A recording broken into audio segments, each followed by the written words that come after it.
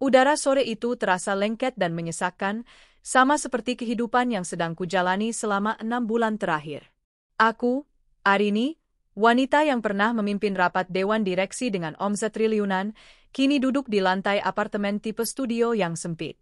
Hanya ada satu kasur lantai, satu lemari plastik, dan mainan balok milik putraku, Bima. Ini semua adalah bagian dari rencana. Sandiwara besar yang harus kuterima demi sebuah akhir yang memuaskan. Bima, putraku yang baru berusia 6 tahun, sedang asyik menyusun balok-baloknya. Ia terlalu murni untuk mengerti drama keji yang dimainkan oleh ayahnya sendiri. Sebuah ketukan di pintu membuatku tersentak. Bukan, ini bukan ketukan. Lebih seperti gedoran kasar. Paket. Aku membuka pintu. Seorang kurir berjaket lusuh menatapku sedikit aneh, mungkin membandingkan alamat di paket mewah yang ia pegang dengan penampilanku yang hanya memakai daster rumahan. Untuk Ibu Arini. Aku mengangguk dan menerima kotak beludru berwarna putih gading itu. Aneh. Aku tidak memesan apa-apa. Begitu kurir itu pergi, aku menutup pintu. Kotak itu kubuka. Di dalamnya, tergeletak sebuah undangan. Bukan undangan biasa. Kertasnya tebal, dengan ukiran emas timbul dan pita satin. Aroma parfum melati yang norak, parfum yang sangat kukenal, langsung menusuk hidungku. Perlahan, kubuka undangan itu. Dengan memohon rahmat dan ridho Tuhan Yang Maha Esa, kami bermaksud mengundang Bapak, Ibu, Saudara I untuk menghadiri resepsi pernikahan kami. Rian Aditama Sinta Anggraini, S.C. Jantungku seharusnya remuk. Tapi yang kurasakan hanyalah dentuman dingin yang memompa kebencian ke seluruh pembuluh darahku. Rian Aditama. Suamiku. Ayah dari anakku. Mataku beralih ke bagian bawah undangan, mencari detail lokasi. Tempat, The Royal Mansion, Jalan Cendana Emas nomor 1 waktu, Sabtu, 14 November. Pukul 19 WIB. Aku tertawa. Tawa kering yang serak. The Royal Mansion. Itu adalah nama yang kuberikan untuk rumah impianku. Rumah yang kubangun dengan keringatku sendiri. Rumah dengan pilar-pilar Romawi dan kolam renang infinity pool yang menghadap ke kota. Rumah yang bahkan belum pernah aku dan Bima tiduri satu malam pun, karena Rian bilang masih perlu direnovasi interiornya. Ternyata, renovasi itu adalah untuk mempersiapkan pernikahan megahnya dengan seorang pelakor. Aku duduk bersandar di dinding yang catnya mulai mengelupas. Pikiranku melayang. Aku bertemu Rian 8 tahun lalu. Aku adalah pendiri startup yang sedang naik daun, dan dia adalah manajer pemasaran yang baru kurekrut. Dia tampan, pandai bicara, dan sangat menawan. Ibu Lastri, ibunya, awalnya sangat baik padaku. Sampai mereka sadar betapa kayanya aku. Setelah menikah, sifat asli mereka keluar. Rian mulai malas bekerja, lebih sering meeting golf, daripada di kantor. Ibu Lastri mulai sering meminjam uang untuk arisan berlian, membeli tas mewah, dan merenovasi rumahnya di desa menjadi istana. Aku dibutakan cinta.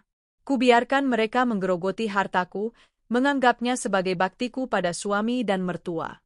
Puncaknya adalah 6 bulan lalu.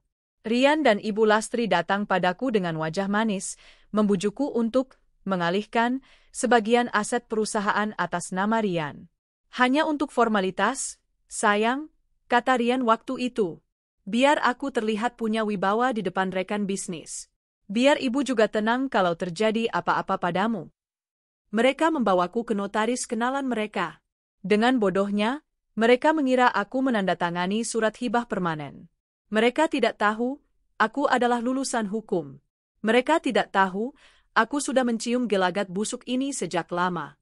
Mereka tidak tahu, sehari sebelumnya, aku sudah mendatangi notaris kepercayaanku dan membuat akta pembatalan hibah yang akan otomatis aktif jika Rian melakukan tindakan melawan hukum atau wan prestasi, seperti, misalnya, menikah lagi tanpa izinku. Semua asetku aman dalam trust fund atas nama Bima, yang baru bisa diakses penuh saat ia berusia 25 tahun, dengan aku sebagai wali tunggal. Surat yang mereka pegang tidak lebih dari kertas talet. Lalu, Sinta Anggraini. Aku ingat dia.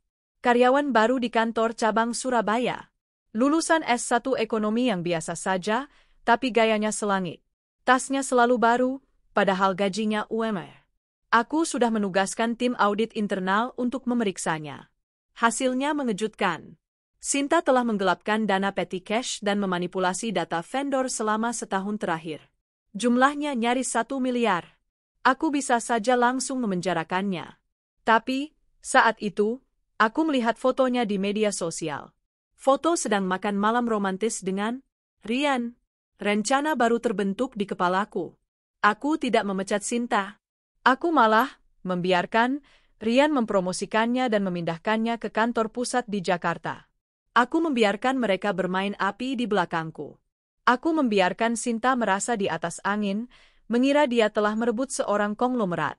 Padahal, dia hanya mengencani pria pengangguran yang hidup dari uang istrinya. Dan dia adalah seorang koruptor kecil yang sedang berjalan masuk perangkap.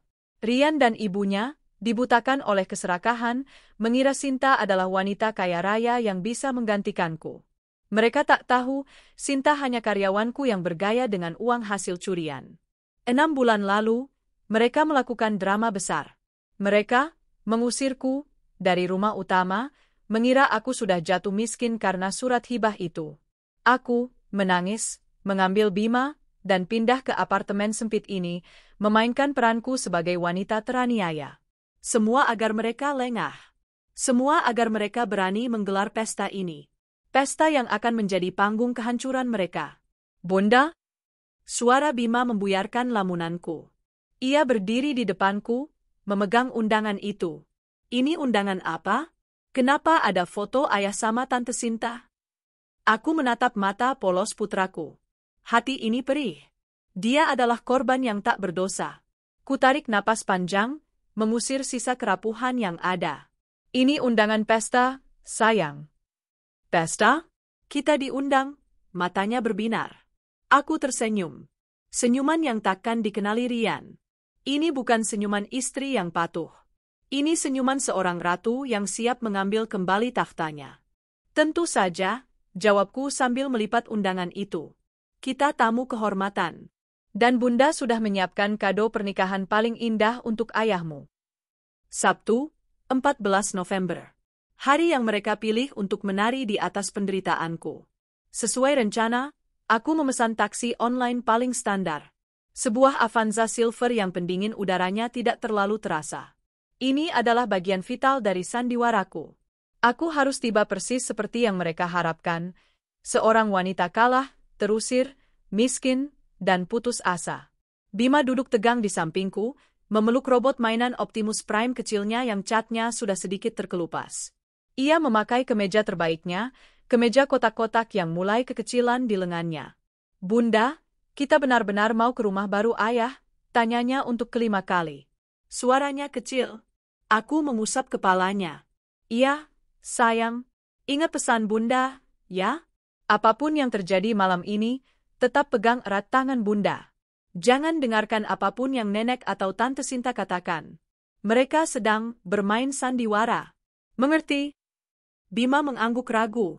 Apa ayah juga main sandiwara? Pertanyaan itu menusukku. Ayah adalah pemeran utamanya, sayang, jawabku pelan. Taksi berhenti di depan gerbang besi tempa setinggi 5 meter. Royal Menschaffen. Karyaku. Darah, keringat, dan air mataku selama 2 tahun terakhir tercurah untuk membangun istana ini. Dan kini, istana itu dihiasi dekorasi yang membuatku ingin muntah. Di gerbang megah itu tergantung hiasan bunga-bunga kertas berwarna pink dan ungu pudar. Di sampingnya, 2 karangan bunga dari styrofoam dengan bunga plastik yang warnanya sudah kusam. Norat. Murahan. Mereka bahkan tidak bisa menodai rumahku dengan gaya. Kita sudah sampai, Bu, kata sopir taksi, sedikit ragu menatap kemegahan rumah itu dan penumpangnya yang biasa saja. Aku membayar tunai dan menggandeng tangan Bima. Setiap langkah dari gerbang menuju lobi utama terasa berat. Bukan karena kesedihan, tapi karena menahan amarah yang mendidih. Lobi utama itu begitu megah. Lantainya terbuat dari marmer Italia asli yang kupilih kepingan demi kepingan lewat katalog impor. Lampu kristal raksasa yang menggantung di langit-langit setinggi 10 meter adalah pesananku khusus dari Ceko.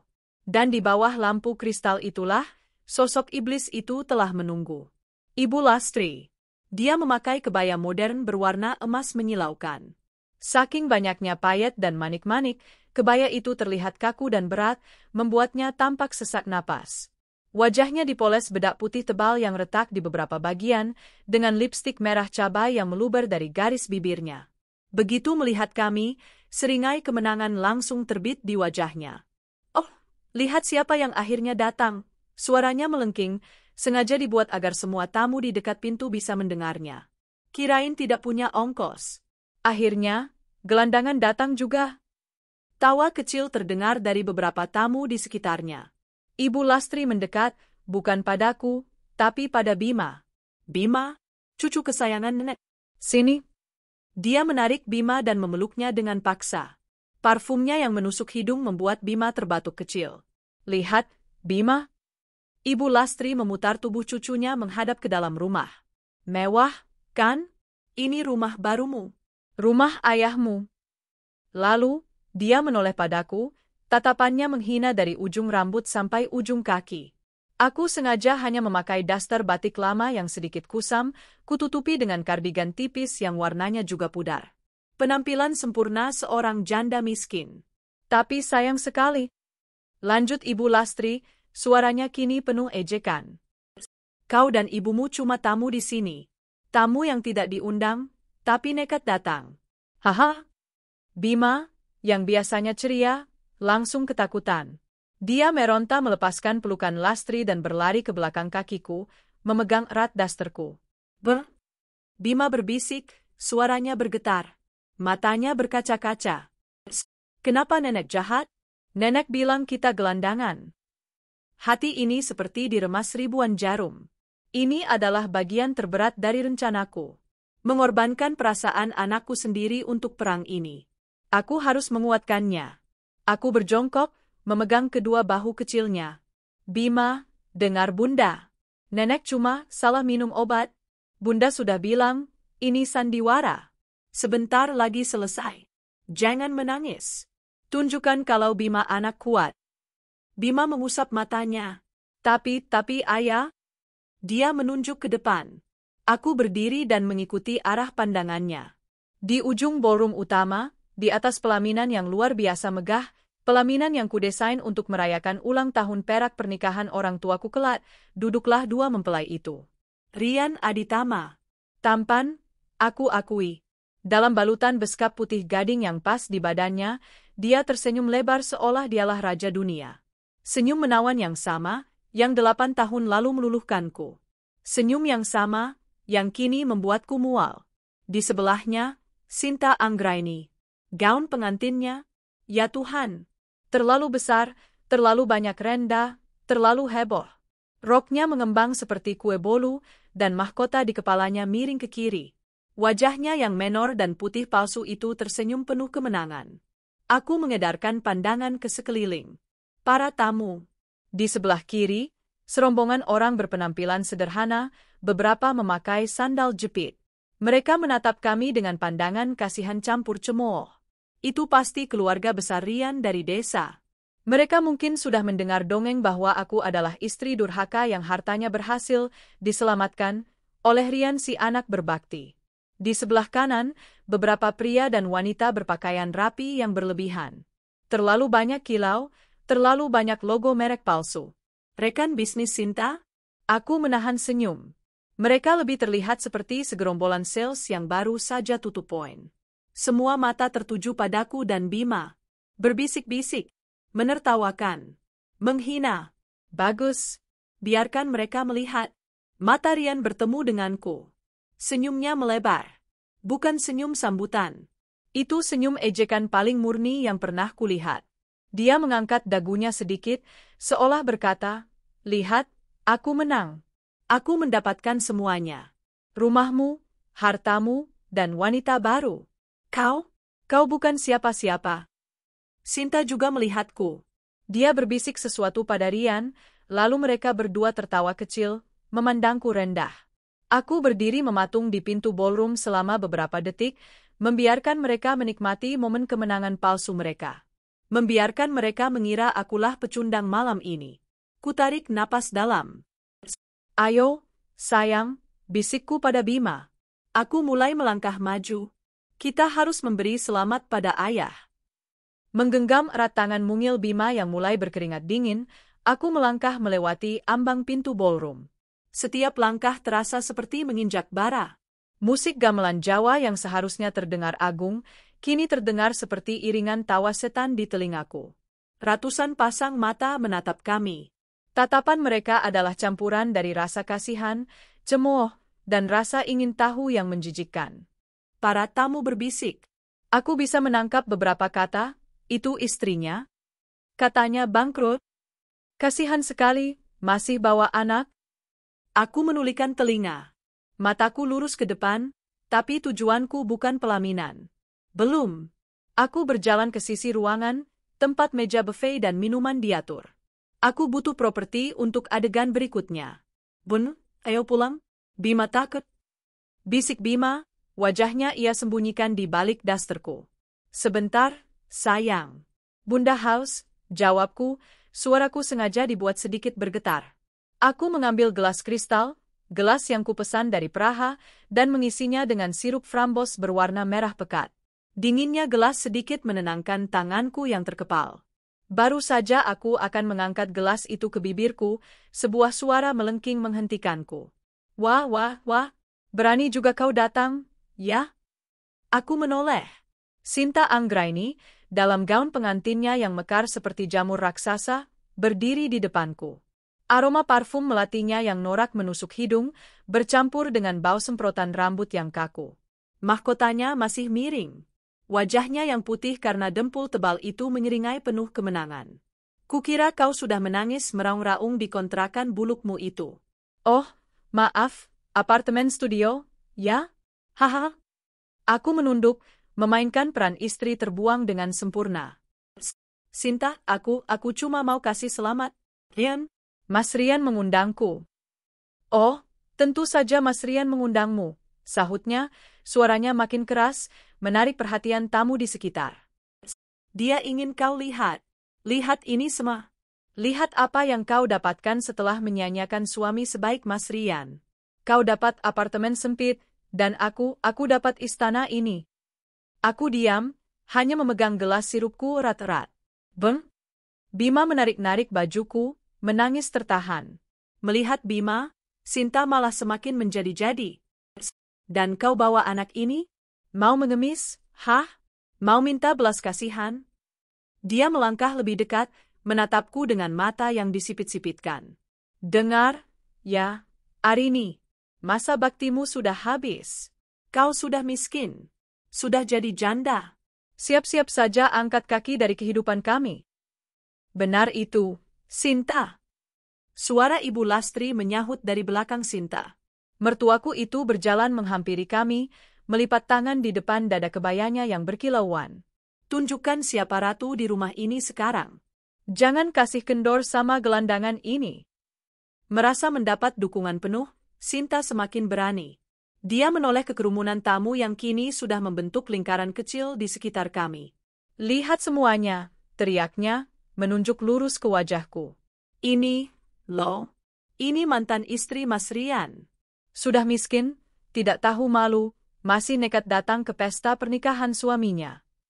Para tamu dari keluarga Rian tertawa. Beberapa bahkan menyoraki. Aku menatap Rian, yang masih duduk santai di pelaminan. Dia melihat drama ini. Dia melihat istrinya, aku masih istrinya, dan anaknya sedang dihina di depan umum. Dan dia hanya tersenyum puas, seolah sedang menonton pertunjukan komedi favoritnya. Hatiku yang sudah lama mati, kini membeku. Sinta, lirihku, masih berusaha memancingnya lebih jauh. Aku mohon, jangan permalukan aku di depan anakku. Permalukan? Sinta tertawa. Kau yang mempermalukan dirimu sendiri. Kau pikir kau siapa? Kau sudah bukan siapa-siapa. Pergi kau dari sini. Aku tetap diam. Tuli, ya? Ibu Lastri mendorong bahuku. Disuruh pergi, ya pergi. Keberanian Sinta mencapai puncaknya.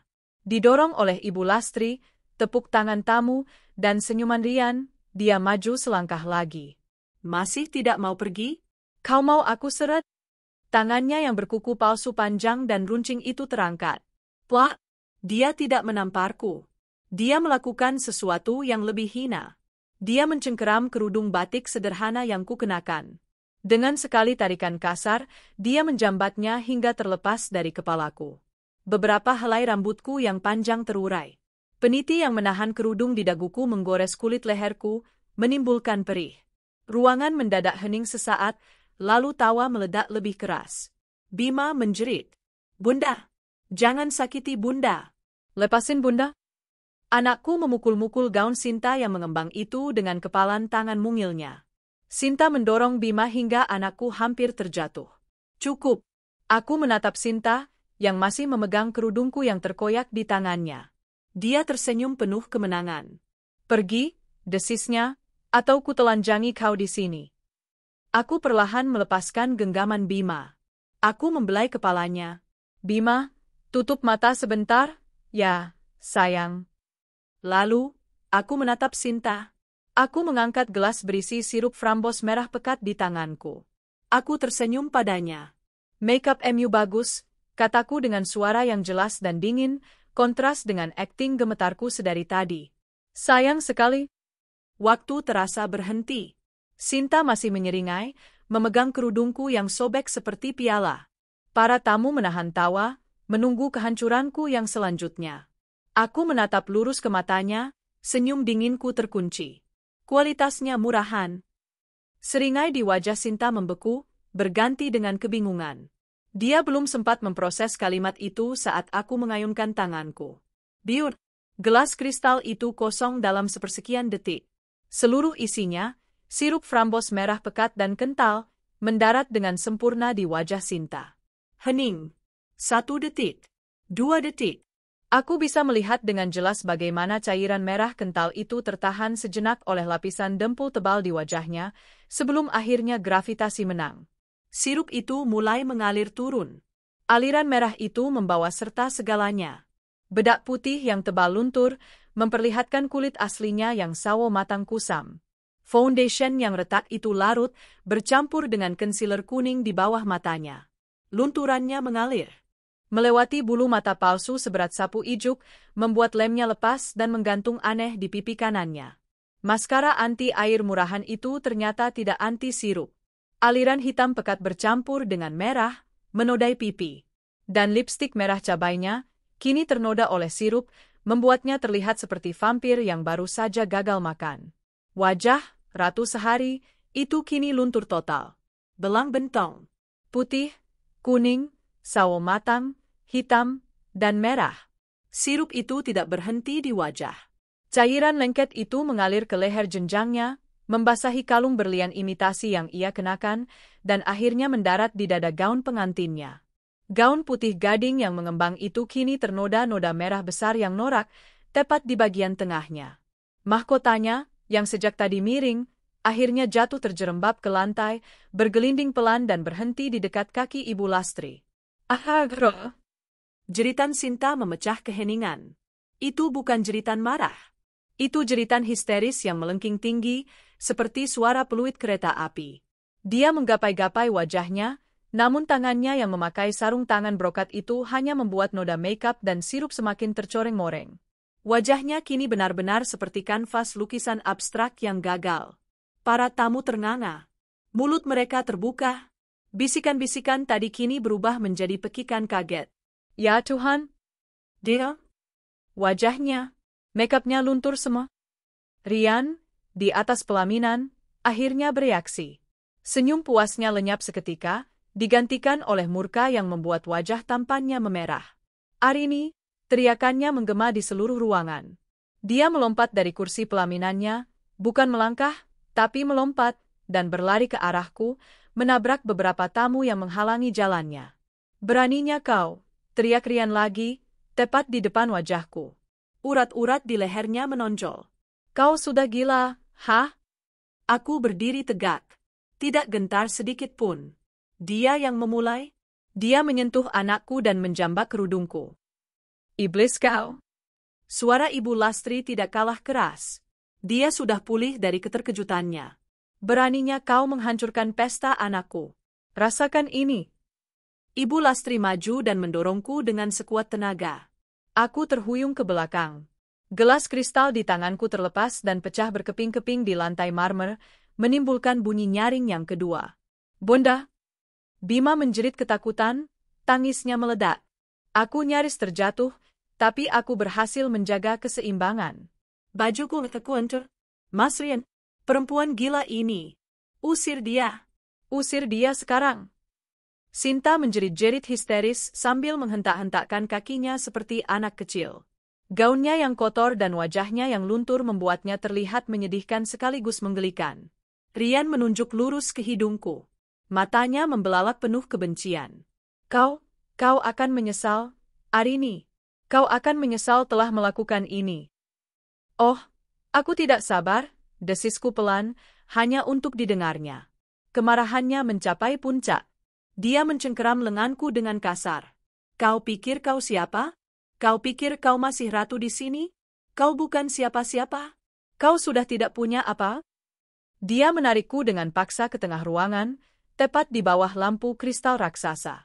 Dia menyeretku seperti menyeret binatang. Dengar semuanya, teriak Rian. Dia melepaskan cengkeramannya dan mendorongku ke tengah lingkaran tamu. Aku berdiri di tengah ruangan, di bawah sorotan lampu kristal ceko pesananku, menjadi tontonan. Bima memeluk kakiku erat, isak tangisnya teredam oleh daster kusam yang kukenakan. Rambutku sedikit berantakan akibat jambakan Sinta tadi. Aku adalah gambaran sempurna dari seorang wanita kalah. Rian berdiri di depanku, napasnya memburu. Wajah tampannya memerah karena amarah. Dia menunjuk lurus ke wajahku. Dengar semuanya, teriakannya menggema sekali lagi. Para tamu yang tadi terkejut, kini kembali berbisik, menikmati drama yang tersaji gratis. Perempuan gila ini, kata Rian, suaranya penuh getar kebencian, datang ke sini untuk menghancurkan hari bahagiaku. Dia tidak terima. Dia melirik Sinta, yang kini sudah ditenangkan oleh beberapa wanita, mungkin keluarganya, meski wajahnya masih luntur mengenaskan. Dia iri karena aku, suaminya, akhirnya menemukan kebahagiaan sejati dengan wanita yang lebih baik. Wanita yang sukses, bukan pecundang yang bisanya cuma menangis. Aku diam saja, membiarkan dia mengeluarkan semua racunnya. Kau pikir kau bisa menahanku, Arini? Desisnya, melangkah lebih dekat. Kau pikir aku akan selamanya jadi bayang-bayangmu? Lihat aku sekarang. Aku yang berdiri di sini, di rumah megah ini, sebagai pemiliknya. Dan kau hanyalah tamu tak diundang. Dia mengambil napas dalam-dalam, seolah mengumpulkan kekuatan untuk pukulan pamungkasnya. Matanya berkilat puas. Kau mau mempermalukanku di depan semua orang, katanya, suaranya kini lebih pelan namun mematikan. Tidak, aku yang akan mempermalukanmu. Rian memutar badannya sedikit agar semua tamu bisa melihatnya dengan jelas.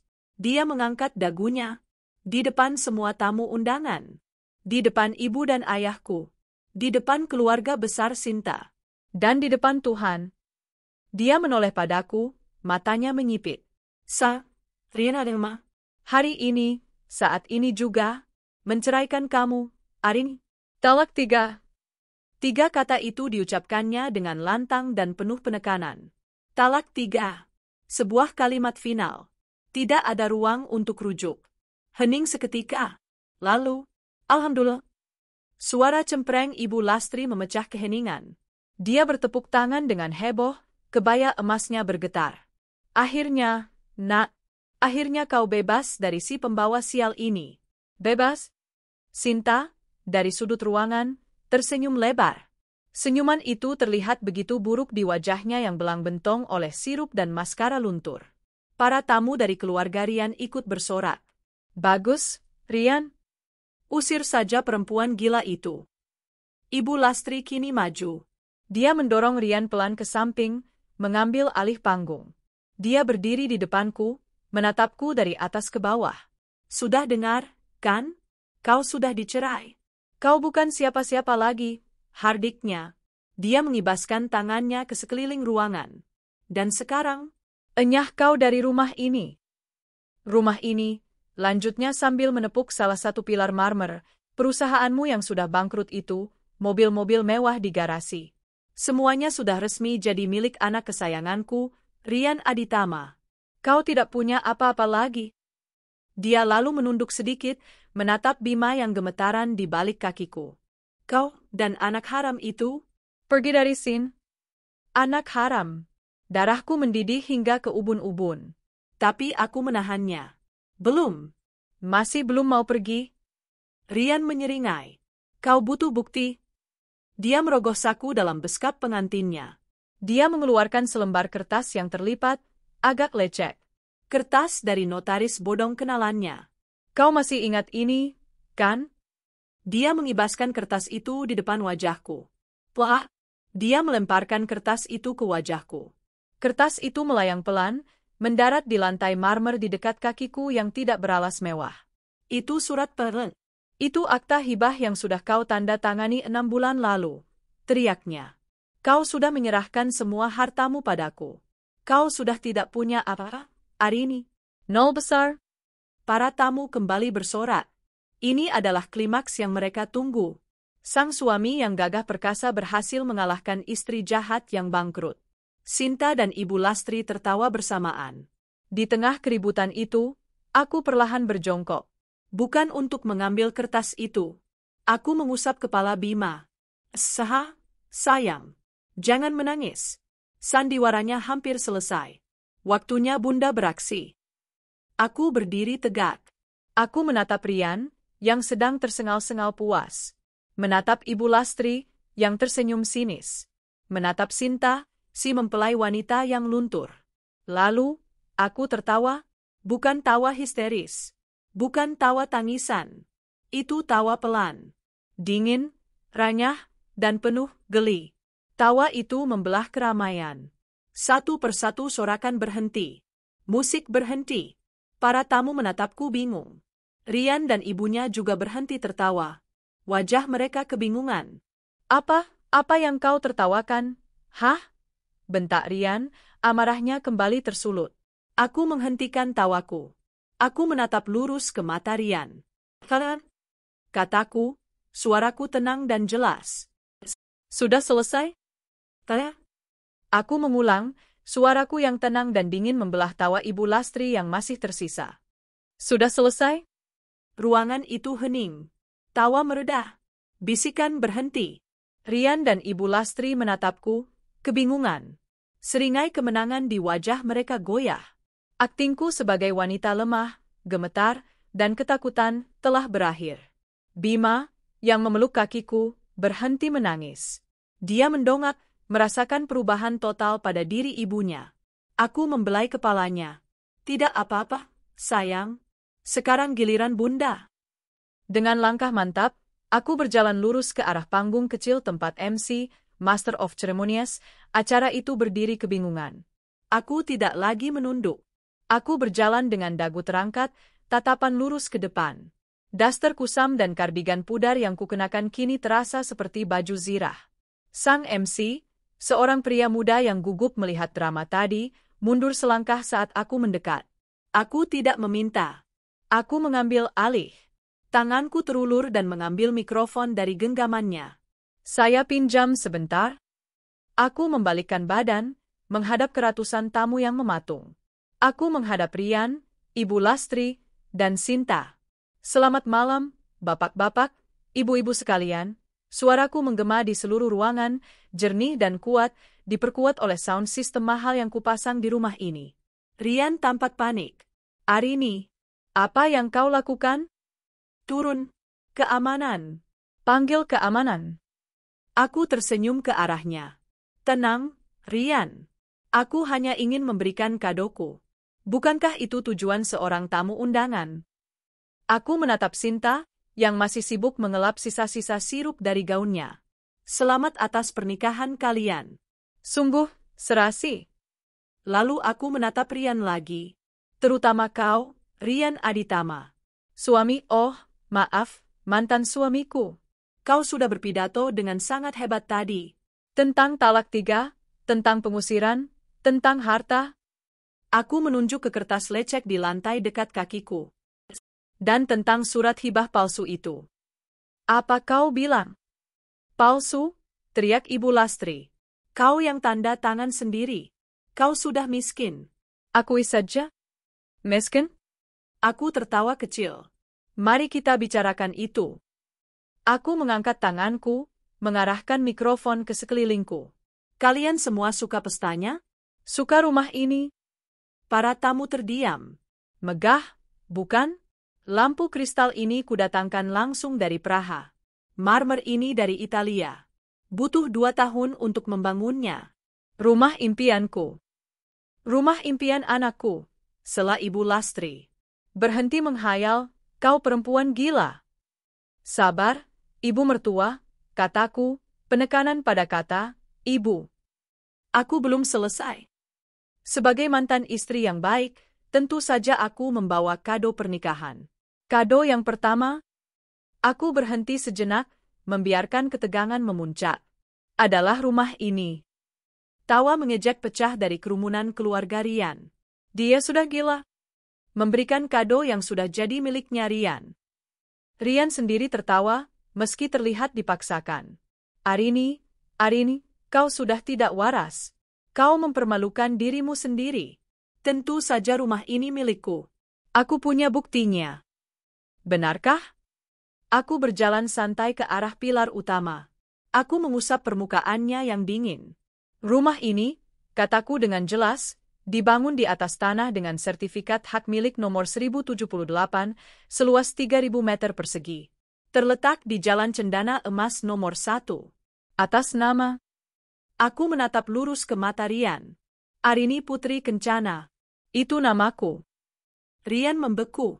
Apa maksudmu? Aku merogoh tas selempang kain kusam yang kubawa. Tas yang terlihat seperti tempat menyimpan botol susu Bima.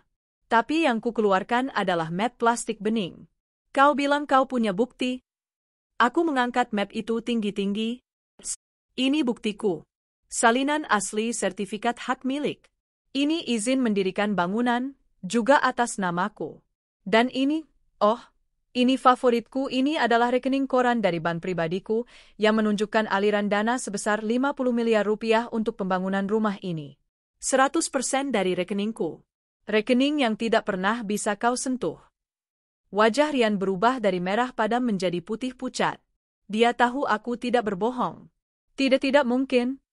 Desisnya. Surat hibah itu? Notaris itu? Notaris bodong kenalanmu itu? Tanyaku. Kertas yang kau lempar itu tidak ada harganya di mata hukum, Rian. Kau pikir lulusan hukum sepertiku bisa kau kelabui dengan mudah? Kau pasti bohong. Ibu Lastri menjerit, kali ini jeritannya tidak penuh kemenangan, tapi penuh kepanikan. Dia pembohong. Rian, rebut kertas itu. Rian tidak bergerak. Dia tahu dia sudah kalah telak di ronde ini. Aku menatap Ibu Lastri. Dan tadi ibu bilang apa? Anak haram. Aku menarik Bima ke depan, memeluk bahunya. Anak ini, Bima Aditama, namanya tertera di trust fund sebagai satu-satunya pewaris seluruh asetku. Sementara anak kesayangan ibu, Rian Aditama. Aku menatap Rian dengan tatapan kasihan yang dibuat-buat. Dia tidak punya apa-apa. Para tamu ternganga. Suasana berbalik 180 derajat. Bisikan-bisikan kini berganti. Jadi, rumah ini milik Mbak Arini. Suaminya yang numpang? Ya Tuhan, drama macam apa ini? Jadi, Rian, senang? Kataku, suaraku kembali dingin. Nikmati pestanya selagi bisa. Nikmati rumah ini, selagi kalian masih diizinkan berdiri di dalamnya. Aku mengalihkan pandanganku dari Rian yang pucat pasi dan Ibu Lastri yang gemetaran, ke mempelai wanita yang sejak tadi diam dengan wajah luntur. Itu baru kado pertama, kataku. Aku tersenyum padanya. Sekarang kado kedua. Yang ini, spesial untukmu, Sinta Anggraini. Aku masih tersenyum, mikrofon tergenggam erat. Sekarang kado kedua. Yang ini, spesial untukmu, Sinta Anggraini. Semua mata kini beralih dari Rian yang pucat dan Ibu Lastri yang gemetar, ke arah mempelai wanita. Sinta, dengan wajah luntur dan gaun bernoda sirup, berusaha menegakkan harga dirinya. Apa maumu lagi, hah? Kau sudah kalah. Mas Rian sudah menceraikanmu. Benar. Ibu Lastri menimpali, suaranya serak karena panik. Kau sudah bukan siapa-siapa. Berhenti membuat keributan di pesta anakku. Pesta di rumahku, Ibu, koreksiku dengan tenang, membuat mereka terdiam. Aku mengabaikan mereka dan berjalan pelan mendekati pelaminan. Mendekati Sinta. Kataku, suaraku terdengar ramah namun mematikan. Aku harus akui, kau hebat. Kau berhasil membuat mantan suamiku dan mantan mertuaku percaya bahwa kau, siapa? Seorang sosialita? Pengusaha sukses? Wajah Sinta menegang. Keluarga besarnya, yang duduk di barisan depan, menatapnya dengan bingung. Rian juga menatapnya, alisnya berkerut. Dia jelas-jelas telah dibohongi juga. Kau pasti sangat membanggakan keluarga, lanjutku. Seorang karyawan dari kantor cabang kecil, tapi bergaya hidup seperti bos besar. Tas Hermes palsu, mobil sewaan. Pesta pernikahan semewah ini. Tutup mulutmu, desis Sinta, matanya melotot. Oh, aku baru mau mulai. Aku memberi isyarat ke arah booth operator sound system dan layar LED besar di belakang pelaminan. Seorang pria berjas hitam, orangku, yang sudah menyusup sebagai bagian dari tim wedding organizer, mengangguk. Layar LED raksasa yang sejak tadi menampilkan slideshow foto pre-wedding Nora Rian dan Sinta, tiba-tiba berubah menjadi hitam. Lalu, sebuah file terbuka. Mari kita perkenalkan mempelai wanita yang sesungguhnya, kataku lewat mikrofon. Di layar, muncul foto KTP Sinta. Wajah polos tanpa makeup, kusam, dengan latar belakang biru. Di sebelahnya, muncul foto profil media sosialnya. Penuh filter, bibir dimajukan, dan berpose di depan mobil sport, yang aku tahu adalah sewaan. Di bawah foto itu, tertera data yang sangat jelas. Nama, Sinta Anggraini posisi, staf administrasi keuangan perusahaan, PT Jaya Makmur, kantor cabang Surabaya, gaji pokok, Rp4.375.479, UR Surabaya. Gajimu UR, Sinta, kataku, suaraku menggema. Gaji yang sangat bagus untuk seorang staf. Tapi, sepertinya tidak cukup untuk membiayai gaya hidup mewahmu. Ya? Wajah Sinta berubah menjadi seputih kapur, kontras dengan noda maskara hitam yang luntur di pipinya. Hentikan! Hentikan! Teriaknya panik. Hentikan apa? Aku hanya menunjukkan prestasimu. Layar kembali berganti. Kali ini, sebuah rekaman CCTV. Tanggalnya terekam jelas, 3 bulan lalu. Jam 10 malam. Kantor cabang Surabaya yang sudah sepi. Rekaman itu, yang sudah di-zoom dengan jelas, menunjukkan Sinta sedang berada di depan brankas kecil kantor. Dia membuka laci kasir, mengambil beberapa tumpuk uang tunai, dan memasukkannya ke dalam tas branded KW-nya. Sinta menjerit. Oh, ini baru pemanasan, kataku. Layar berganti lagi. Kali ini, tumpukan dokumen. Invoice palsu. Tanda tangan yang dipalsukan. Laporan keuangan yang dimanipulasi. Selama 1 tahun terakhir, aku mulai menjelaskan kepada para tamu, yang kini menonton dengan napas tertahan, saudari Sinta telah dengan cerdas menggelapkan dana perusahaan. Membuat vendor fiktif, memanipulasi petty cash, dan mengambil uang setoran tunai. Total kerugian. Layar menampilkan angka besar berwarna merah darah. Rp978.500.000. Hampir 1 miliar rupiah, simpulku. Para tamu keluarga Sinta ternganga. Ayahnya, seorang pria parubaya berkumis tebal dan memakai peci, berdiri dengan lutut gemetar. Sinta opo iki, enduk? Apa ini, nak? Sinta kini histeris. Dia mencoba berlari dari pelaminan, tapi gaunnya yang berat membuatnya tersandung dan jatuh terjerembab di tangga. Rian menatap layar, lalu menatap Sinta yang menangis di lantai, lalu menatapku. Wajahnya adalah gambaran sempurna dari seorang pria bodoh yang baru saja menyadari dia telah menikahi seorang penipu. Kau menipuku juga? Desis Rian pada Sinta. Dia mengira dia mendapatkan tambang emas baru. Ternyata dia mendapatkan parasit yang sama sepertinya. Ibu Lastri terhuyung. Dia memegangi kepalanya, nyaris pingsan. Jadi, Dia juga miskin? Ya Tuhan, Rian. Kau dibohongi lagi. Jadi, Rian, ibu, kataku, menarik perhatian mereka kembali padaku. Kalian mencampakkanku, mengira aku bangkrut, demi menikahi seorang koruptor kelas 3. Aku tertawa. Kali ini, tawa yang lepas. Kau bukan sosialita, Sinta, kataku, berjalan mendekati tempatnya jatuh. Kau adalah karyawanku. Karyawan yang korupsi. Aku berjongkok di depannya, menatap wajahnya yang hancur. Kau pikir aku tidak tahu? Aku membiarkanmu. Aku membiarkanmu masuk perangkap ini. Aku membiarkanmu menikahi pria tidak berguna ini, di rumahku, dengan uang curian dariku. Aku berdiri tegak dan kembali menghadap para tamu. Itu kado keduaku, katamku lantang. Kado yang menunjukkan siapa sebenarnya mempelai wanita terhormat ini. Aku berhenti sejenak, membiarkan informasi itu meresap. Membiarkan Sinta menangis histeris. Membiarkan Rian membeku dalam kebodohannya. Lalu, aku tersenyum sekali lagi. Dan sekarang, untuk kado ketiga. Kado terindahku, kado puncaknya. Tepat saat aku mengatakan itu, pintu ballroom utama yang megah itu terbuka lebar. Dan sekarang, kataku, suaraku menggema di keheningan yang mencekam. Untuk kado ketiga. Kado terindahku, kado puncaknya. Tepat saat aku mengatakan itu, pintu ballroom utama yang megah itu terbuka lebar. Bukan tamu undangan lagi yang masuk. 2 orang pria berseragam polisi lengkap melangkah masuk. Seragam mereka berwarna coklat tua, rapi, dan berwibawa. Di belakang mereka, menyusul 2 orang pria lain berjas hitam rapi, membawa map tebal. Mereka bukan polisi biasa. Aku tahu itu. Mereka adalah tim dari Direktorat Kriminal Khusus, Divisi Kejahatan Ekonomi.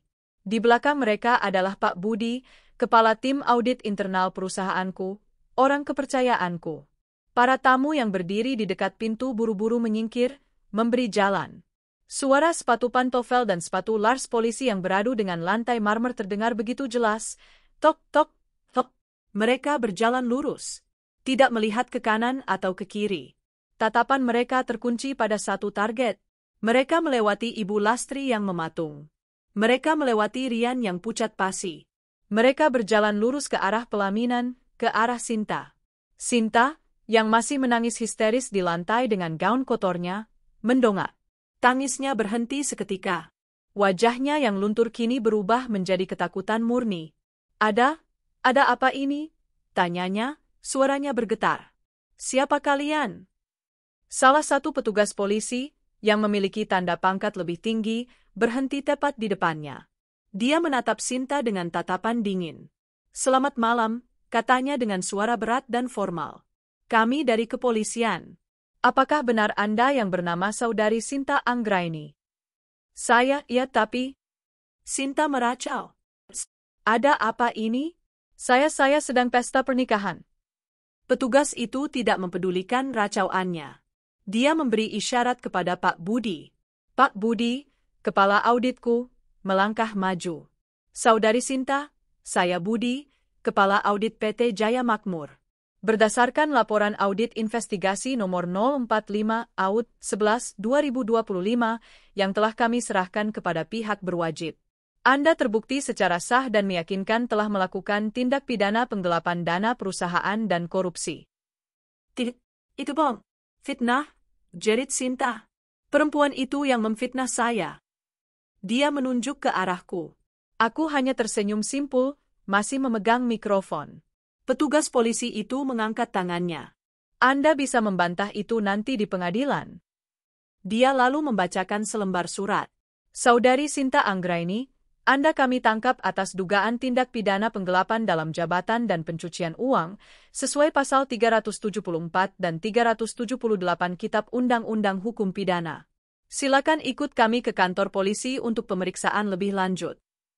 Petugas kedua mengeluarkan sesuatu dari pinggangnya. Borgol. Bunyi klik pelan saat borgol itu dibuka terdengar lebih keras daripada musik manapun malam itu. Jangan borgol saya. Sinta menjerit, mencoba merangkak mundur.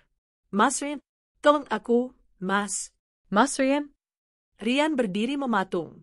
Dia menatap borgol itu, lalu menatap Sinta, lalu menatapku. Matanya kosong. Dia syok. Pria yang dia harapkan menjadi penyelamatnya itu bahkan tidak bisa bergerak. Keluarga Sinta, terutama ayahnya yang berpeci, tampak hancur. Ibunya sudah meraung-raung di kursinya. Mas Rian, Ibu, tolong, saya tidak mau dipenjara. Saya tidak mau. Petugas itu tidak punya waktu untuk drama. Dengan satu gerakan cepat dan terlatih, mereka menarik tangan Sinta ke belakang dan memborgolnya. Klik, suara borgol itu mengunci nasib Sinta. Kado ketiga, Sinta, kataku lewat mikrofon, membuat semua orang menoleh padaku. Kado pernikahan terindah dariku. Sebuah perjalanan ke penjara. Iblis kau, Arini. Iblis? Sinta menjerit-jerit saat dia digiring paksa oleh kedua petugas itu. Gaun pengantinnya yang mewah kini terseret kotor di lantai marmer, memperlihatkan kakinya yang gemetaran. Para tamu undangan terbelah seperti laut, memberi jalan pada sang mempelai wanita yang kini menjadi tersangka. Mereka memotret, mengambil video. Dalam hitungan detik, aib ini akan tersebar. Mas Rian, jangan diam saja, Mas. Mas Rian. Itu adalah teriakan terakhirnya sebelum dia diseret keluar dari ballroom. Pintu megah itu tertutup. Ruangan kembali hening. Yang tersisa hanyalah Rian yang berdiri seperti mayat hidup, dan Ibu Lastri yang kini memegangi dadanya, napasnya tersengal-sengal. Aku berjalan pelan kembali ke tengah ruangan. Nah, kataku, suaraku kembali tenang. Sekarang urusan mempelai wanita sudah selesai. Aku menatap Rian dan Ibu Lastri. Sekarang giliran kalian. Pintu ballroom utama tertutup. Suara jeritan histeris Sinta yang digiring polisi kini telah lenyap, menyisakan keheningan yang pekat dan canggung. Ratusan tamu undangan mematung. Musik gamelan sudah lama berhenti. Yang terdengar hanyalah dengung AC dan isak tangis tertahan dari keluarga Sinta di barisan depan. Rian masih berdiri seperti patung lilin, matanya kosong menatap pintu tempat istri barunya baru saja diseret keluar. Ibu Lastri memegangi dadanya, napasnya tersengal-sengal, matanya merah menatapku penuh kebencian. Aku berjalan pelan kembali ke tengah ruangan, masih memegang mikrofon. Bima memeluk kakiku erat, wajahnya tersembunyi. Nah, kataku, suaraku kembali tenang, seolah tidak terjadi apa-apa. Sekarang urusan mempelai wanita sudah selesai. Aku menatap Rian dan Ibu Lastri. Sekarang giliran kalian. Sebelum mereka sempat bereaksi, aku mengangkat mikrofon, menghadap ke seluruh tamu. Selamat malam, bapak-bapak, ibu-ibu sekalian, sapaku dengan nada formal. Saya, Arini Putri Kencana, pemilik sah dari rumah ini dan PT Jaya Makmur. Aku sengaja menjeda, membiarkan status itu meresap. Meminta maaf atas drama yang tidak menyenangkan ini. Seperti yang baru saja Anda saksikan, pesta pernikahan ini batal. Keluarga Sinta meraung tertahan. Keluarga Rian menatapku dengan marah. Pesta selesai, kataku dengan nada final. Saya harap Anda semua menikmati hidangan yang, sebenarnya, telah saya siapkan. Silakan ambil souvenir Anda di pintu keluar. Terima kasih sudah bersedia hadir di panggung sandiwara ini. Perintah pengusiran halus itu bekerja seketika. Para tamu, terutama yang mengaku rekan bisnis, Sinta, langsung berhamburan menuju pintu keluar. Mereka tidak ingin terlibat lebih jauh. Keluarga Sinta, dengan ayah Sinta yang memapah ibunya yang menangis, berjalan keluar dengan kepala tertunduk dalam aib yang tak terperi. Dalam 5 menit, ballroom mewah itu nyaris kosong. Yang tersisa hanyalah aku dan Bima. Rian, yang masih syok, Ibu Lastri, yang kini kemarahannya kembali memuncak. Keluarga besar Rian dari desa, yang menatapku bingung dan marah. Tim catering dan wedding organizer, yang sebagian adalah orangku. Dan 4 pria tegap berbatik yang sejak tadi berdiri tenang di 4 penjuru ruangan. Pergi! Suara Ibu Lastri melengking memecah keheningan. Kau menyuruh kami pergi. Kau yang harus pergi, perempuan sialan. Dia mengguncang-guncang tubuh Rian. Rian, sadar, nak. Jangan diam saja. Ini rumah kita. Rumahmu. Usir dia. Rian akhirnya bergerak. Dia menatapku, Tapi bukan dengan amarah. Dengan ketakutan. Arini, kau merencanakan ini semua? Tentu saja, jawabku dingin. Ibu, dia punya sertifikatnya? Bisik Rian pada ibunya, suaranya gemetar. Sinta ditangkap polisi, di pesta kita? Aku tidak peduli, jerit Ibu Lastri. Dia sudah di luar kendali. Sertifikat palsu. Polisi bayaran. Ini semua rekayasa kau, kan? Ini rumah anak. Aku tidak akan pergi dari sini. Kau yang pergi. Kau dan anak haram itu. Dia masih berani menggunakan kata itu. Aku menurunkan mikrofon. Aku sudah selesai bicara baik-baik. Ibu Lastri, kataku, suaraku kini sedingin es. Saya beri ibu kesempatan terakhir. Pergi dari rumah saya dengan kedua kaki ibu sendiri, atau saya akan membantu ibu. Panggil. Mau panggil siapa lagi? Polisi? Kau mau memenjarakan mertuamu sendiri. Anak durhaka kau. Bukan polisi, kataku. Aku menoleh ke empat pria berbatik itu. Tim Bravo. Masuk. Keempat pria itu bergerak serempak. Mereka melepas kancing jas mereka, memperlihatkan ARPC dan postur tegap yang terlatih. Mereka adalah tim pengawal pribadiku yang telah kusewa sejak 6 bulan lalu. Mata Ibu Lastri melebar. Siapa mereka? Pengawalku, jawabku. Mereka yang mengawasimu, Rian, dan Sinta selama ini. Mereka yang memasang CCTV di kantor cabang Surabaya. Mereka yang mengumpulkan semua bukti transaksi haram Sinta. Mereka yang memastikan kau dan Rian masuk perangkap ini dengan sempurna. Wajah Rian berubah dari pucat menjadi hijau. Dia akhirnya sadar. Dia bukan melawan istri bodoh. Dia melawan seorang ahli strategi. Saya sudah bilang, aku menatap Ibu Lastri. Ini rumah saya. Dan saya tidak suka ada sampah berserakan di rumah saya. Aku mengangguk ke arah Rian dan Ibu Lastri. Tolong bantu, mantan, suami saya dan mantan, mertua saya ini keluar dari pekarangan. Mereka sepertinya tersesat. Baik, Nyonya. Jangan sentuh aku. Ibu Lastri menjerit saat dua pengawal mendekatinya. Kurang ajar. Lepaskan. Rian, lawan, nak. Lawan mereka? Rian tidak melawan. Dia lemas. Dia sudah kalah telat.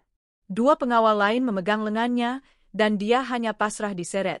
Dia seperti boneka kain yang putus talinya. Tidak mungkin. Ini. Tapi Ibu Lastri adalah banteng terluka. Dia meronta. Dia mencakar, menendang, bahkan mencoba menggigit. Lepaskan aku, bajingan. Ini rumahku. Rumah anakku. Arini, kau akan kena azab. Kau akan mati sendirian. Butuh dua pengawal besar itu untuk memegangi kedua tangannya dan mengangkatnya paksa. Aku menggendong Bima, membenamkan wajahnya di bahuku. Tidak apa-apa, sayang.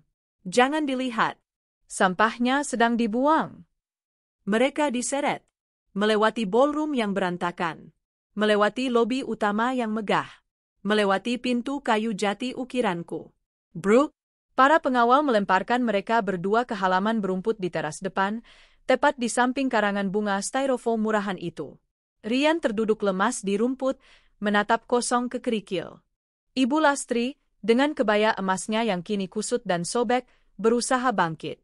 Dia menunjuk ke arahku, yang kini berdiri di ambang pintu menatap mereka. Kau iblis, Arini. Iblis berkerudung. Kau. Matanya tiba-tiba membelalak. Mulutnya menganga. Lalu, tubuhnya limbung. Gedebuk. Ibu Lastri pingsan di teras rumahku. Salah satu pengawal menoleh padaku. Nyonya? Ibunya pingsan. Aku menatap sosok yang tergeletak tak berdaya itu tanpa rasa iba sedikit pun. Saya tidak peduli. Seret dia keluar gerbang. Letakkan di pinggir jalan raya. Rian juga. Anggap saja mereka sampah yang salah alamat. Baik, Nyonya. Para pengawal itu tanpa basa-basi mengangkat tubuh Ibu Lastri yang pingsan dan menyeret Rian yang sudah seperti mayat hidup. Mereka membawa kedua benalu itu melewati gerbang besi tempa yang megah dan meletakkan mereka di trotoar jalan raya, di luar komplek. Aku menutup pintu rumahku. Bunyi klik dari kunci otomatis terdengar begitu memuaskan. Aku menurunkan Bima. Aku mengusap air matanya. Sudah, sayang. Sudah selesai. Aku berjalan ke tengah ballroom, mengabaikan kekacauan dekorasi yang norak. Aku mengambil ponselku. Aku menekan nomor private bankerku. Halo, Pak Anton? Selamat malam. Ya, ini Arini. Benar sekali, pestanya meriah sekali. Aku berhenti sejenak, menatap pelaminan yang kini kosong. Tolong, laksanakan instruksi saya yang kemarin. Blokir. Ya, semua kartu kredit dan kartu debit tambahan atas nama Rian Aditama. Semuanya. Termasuk private banking card miliknya. Lakukan sekarang juga. Satu lagi, tambahku. 3 mobil atas nama perusahaan yang dia pakai, Mercedes S-Class, Alphard putih, dan Range Rover hitam, tolong kirim tim repo untuk mengambilnya malam ini juga. Saya tidak peduli di mana mobil itu. Lacak GPS-nya dan ambil. Aku menutup telepon. Aku menatap Bima, yang memandangku dengan campuran takut dan kagum. Aku tersenyum padanya. Senyuman tulus pertama malam ini. Nah, Bima. Sekarang, ayo kita bersihkan rumah kita yang sebenarnya. 6 bulan telah berlalu sejak malam penuh drama itu. Musim telah berganti. Rumah megah di Jalan Cendana Emas nomor 1 itu telah dibersihkan seluruhnya. Bau norak parfum melati Sinta telah lenyap, digantikan oleh aroma segar peppermint dan chamomile dari diffuser yang kupasang di setiap sudut. Dekorasi pernikahan yang norak itu telah dibongkar dan dibakar habis di hari kedua. Karangan bunga styrofoam murahan itu kulempar ke truk sampah. Ballroom utama yang megah, yang pernah menjadi panggung sandiwara Rian dan Sinta, kini telah berubah fungsi. Sebagian besar lantainya kututupi karpet beludru yang lembut. Di sanalah Bima meletakkan Hot Wheels track-nya yang besar, meja gambarnya, dan mainan-mainan barunya. Ruangan itu bukan lagi ballroom. Itu adalah ruang bermain termewah di dunia untuk putraku. Pagi itu, aku duduk di teras taman belakang, menyesap teh melati hangat. Bima sedang berlarian di rumput yang hijau terawat, mengejar kupu-kupu.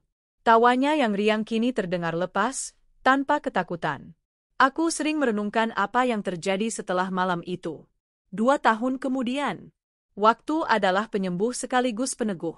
Kini, 2,5 tahun telah berlalu sejak malam penuh drama itu. Ke Royal Mansion telah sepenuhnya menjadi rumah. Tawa Bima, yang kini berusia 8 tahun, menggema di lorong-lorong marmer. Dia tumbuh menjadi anak yang cerdas, percaya diri, dan penuh kasih, sembuh total dari trauma malam itu. Ruang ballroom kini menjadi galeri seni pribadinya, tempat lukisan-lukisan abstraknya yang besar dan berantakan, dipajang dengan bangga. PT Jaya Makmur, omsetnya naik 3 kali lipat. Aku memimpin dengan tangan yang lebih tegas namun lebih bijak. Pak Budi menjadi rekan kerja yang paling kupercaya. Aku tidak mencari cinta baru. Aku sedang tidak butuh. Aku menemukan cintaku dalam pelukan Bima setiap pagi dan dalam kepuasan melihat perusahaanku tumbuh. Kabar dari para benalu itu sesekali masih sampai ke telingaku. Sinta Anggraini, kudengar, mengajukan banding dan gagal. Dia dipindahkan ke penjara wanita di luar kota. Tanpa uang untuk menyuap sipir, tanpa wajah cantik untuk menggoda, dia menjadi pesuruh narapidana lain. Dia benar-benar membusuk, persis seperti yang kuinginkan. Dan Rian serta Ibu Lastri. Pak Budi pernah mengirimiku foto yang diambil oleh kerabatnya di desa mereka. Rumah, istana, yang dulu dibangun Ibu Lastri dengan uangku kini tampak kusam. Catnya mengelupas. Halamannya yang dulu dibanggakan kini ditumbuhi ilalang. Mereka tidak punya uang untuk merawatnya. Rian, pria tampan yang dulu dipuja, kini bekerja serabutan. Kadang menjadi kuli angkut di pasar, kadang membantu mencuci mobil tetangga. Wajahnya menua 10 tahun, kotor, dan selalu menunduk, takut bertemu mata orang lain. Ibu Lastri, kudengar, kesehatannya menurun drastis setelah pingsan malam itu. Dia tidak pernah pulih dari stroke ringan dan rasa malu. Hari-harinya dihabiskan di kursi roda butut di teras rumah mereka yang kotor, meneriaki Rian dengan suara parau. Gunjingan itu adalah sarapan mereka setiap hari. Itu loh, Bu Lastri, yang dulu sombongnya minta ampun, bisik para tetangga. Kena karma instan. Anaknya, Si Rian, dikirain konglomerat, pulangnya jadi gelandangan. Pukulan terakhir bagi mereka datang bulan lalu, saat majalah Fortune Indonesia memuat fotoku di sampul depan sebagai CEO wanita paling inspiratif tahun ini. Majalah itu, entah bagaimana, sampai ke warung kopi di desa mereka. Rian melihatnya. Dia melihatku, tersenyum dari sampul majalah, memeluk Bima di taman rumah kami yang megah. Dia melihat semua yang telah dia buang. Kudengar, dia menangis meraung-raung di pasar hari itu, seperti orang gila. Dan hari ini, aku kembali ke teras taman belakang, tempatku duduk merenung dulu. Kini, aku tidak lagi minum teh sendirian. Bunda, lihat. Suara Bima membuyarkan lamunanku. Dia berlari ke arahku, bukan lagi memegang setangkai bunga, tapi membawa piala kecil berwarna emas. Bima juara 1 lomba menggambar di sekolah. Ya Tuhan, sayang. Hebat sekali. Aku menarik Bima ke dalam pelukanku. Anakku yang kuat, anakku yang hebat. Aku mencium puncak kepalanya yang wangi sampo. Dia balas memelukku erat. Bisiknya. Bima sayang Bunda. Bunda juga sayang sekali sama Bima, jawabku, air mata haru menggenang di pelupuk mataku. Air mata yang kini murni karena kebahagiaan. Aku melepaskan pelukannya dan menatap wajah cerianya. Lalu, aku menunjuk ke arah rumah kami yang megah, yang kini terasa hangat dan damai. Bima, lihat, kataku pelan. Sekarang ini rumah kita yang sebenarnya. Bima tersenyum lebar, gigi susunya terlihat. Rumah kita? Aku mengangguk, ikut tersenyum. Hanya kita berdua, bisikku. Bebas. Kami berdua menatap fajar yang baru, yang sinarnya menghangatkan taman kami, mengusir semua bayangan kelam dari masa lalu. 10 tahun kemudian. Waktu tidak hanya menyembuhkan, ia juga menempa. Pagi ini, aku tidak lagi berdiri di teras taman belakang. Aku berdiri di lobi Terminal 3 Bandara Soekarno-Hatta, di tengah keriuhan yang sibuk. Di depanku, berdiri seorang pemuda gagah yang tingginya sudah melampauku. Bima, putraku, kini berusia 18 tahun. Dia menatapku dengan mata yang sama, mata yang dulu penuh ketakutan di ballroom itu, tapi kini bersinar dengan keyakinan dan kecerdasan. Di tangannya, tergenggam paspor dan tiket first class ke London. Bunda, Bima berangkat, ya, katanya, suaranya kini berat dan dalam. Pesawatnya sebentar lagi boarding. Jaga diri baik-baik di sana, sayang, kataku, suaraku bergetar menahan haru. Ingat, fokus belajar di Cambridge. Jangan kebanyakan main. Bima tertawa. Bunda, yang bilang begitu harusnya Bima. Bunda jangan kerja terus. Nikmati hidup. Cari kebahagiaan Bunda. Aku tersenyum. Kebahagiaan Bunda ada di depan Bunda sekarang. Aku memeluknya erat. Putraku, pewaris tunggal PT Jaya Makmur, akan memulai perjalanannya sendiri untuk belajar arsitektur. Ironisnya, dia ingin merancang bangunan yang jauh lebih indah dari The Royal Mansion. Saat aku melepas pelukannya, mataku menangkap sosok di layar televisi besar di atas lounge bandara. Itu adalah diriku sendiri, dalam sebuah wawancara yang direkam minggu lalu, berbicara tentang peluncuran Yayasan Arini Kencana yang akan memberikan beasiswa penuh untuk 1.000 anak perempuan di seluruh Indonesia. Aku telah melampaui balas dendam. Aku kini membangun warisan. Bima mengecup keningku. Bima bangga sama Bunda. Bunda jauh lebih bangga sama Bima, bisikku. Dia tersenyum, melambaikan tangan, lalu berbalik dan berjalan gagah menuju gerbang keberangkatan. Aku memperhatikannya sampai punggungnya hilang di tikungan. Aku bebas. Aku menang. Dan mereka? Nasib telah menulis bab terakhirnya. Sinta Anggraini dibebaskan dari penjara setelah menjalani hukuman penuh 7 tahun. Dia keluar sebagai wanita berusia akhir 30-an yang hancur. Catatan kriminalnya membuatnya mustahil mendapatkan pekerjaan kantoran. Kudengar, terakhir kali ada yang melihatnya, dia bekerja di sebuah salon cuci motor di pinggiran Surabaya, wajahnya kusam dan tangannya kasar, bersembunyi di balik masker agar tidak dikenali. Ibu Lastri meninggal 5 tahun lalu. Dia meninggal dalam keadaan marah dan kecewa, di atas ranjang kayu sederhana di rumahnya yang hampir roboh di desa. Stroke ringan malam itu ternyata menjadi awal dari akhir baginya. Sampai napas terakhirnya, dia masih menyalahkanku atas nasib buruknya. Dan Rian, dia menjadi cerita rakyat di desanya. Pria tampan yang pulang sebagai gelandangan. Setelah ibunya meninggal, dia hidup sebatang kara. Dia menjual rumah, istana, yang kusam itu untuk menyambung hidup, tapi uangnya habis dalam sekejap. Beberapa minggu lalu, seorang pria paruh baya, kurus, dengan rambut beruban dan tatapan mata kosong, mencoba menerobos gerbang The Royal Mansion. Dia adalah Rian. Pengawal baruku, tim Bravo sudah lama pensiun dengan bonus besar, menahannya. Aku menemuinya, untuk pertama dan terakhir kalinya. Bukan di teras, tapi di pos satpam. Dia menatapku, menatap mobil Bentleyku, menatap rumah yang seharusnya jadi miliknya. Lalu dia bersujud di kakiku. Arini, maafkan aku. Isaknya. Aku kelaparan. Beri aku pekerjaan. Apa saja. Jadi tukang kebun, tukang sapu. Aku menatapnya lama. Tidak ada lagi benci. Tidak ada lagi amarah. Yang ada hanya hampa. Dia hanyalah orang asing yang menyedihkan. Saya tidak punya lowongan untuk Anda, Pak Rian, kataku dengan nada formal. Bima anakku. Biarkan aku bertemu dengannya. Dia bukan anakmu lagi sejak kau memilih pelakor itu, jawabku dingin.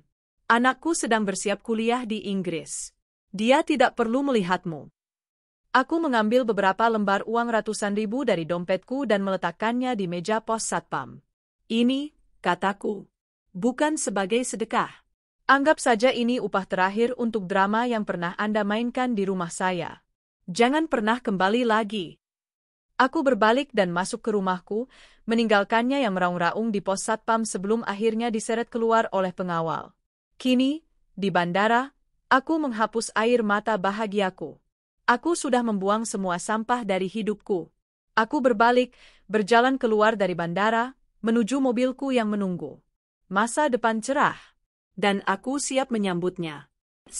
15 tahun kemudian, The Royal Mansion terasa berbeda hari ini. Lebih hangat. Musik klasik yang lembut mengalun di ballroom, yang kini telah berubah menjadi galeri seni megah yang memamerkan karya-karya arsitektur modern. Aku, Arini Putri Kencana, kini berusia 53 tahun. Uban perak mulai menghiasi beberapa helai rambutku, tapi aku membiarkannya. Garis-garis halus di sekitar mataku adalah peta dari tawa, bukan duka. Aku berdiri di taman belakang, tempat yang sama di mana aku pernah menyesap teh sendirian bertahun-tahun lalu. Tapi aku tidak sendirian. Bunda, udaranya terlalu dingin. Ayo masuk. Sebuah jas hangat disampirkan ke bahuku. Aku menoleh dan tersenyum. Bima, putraku, kini berusia 33 tahun.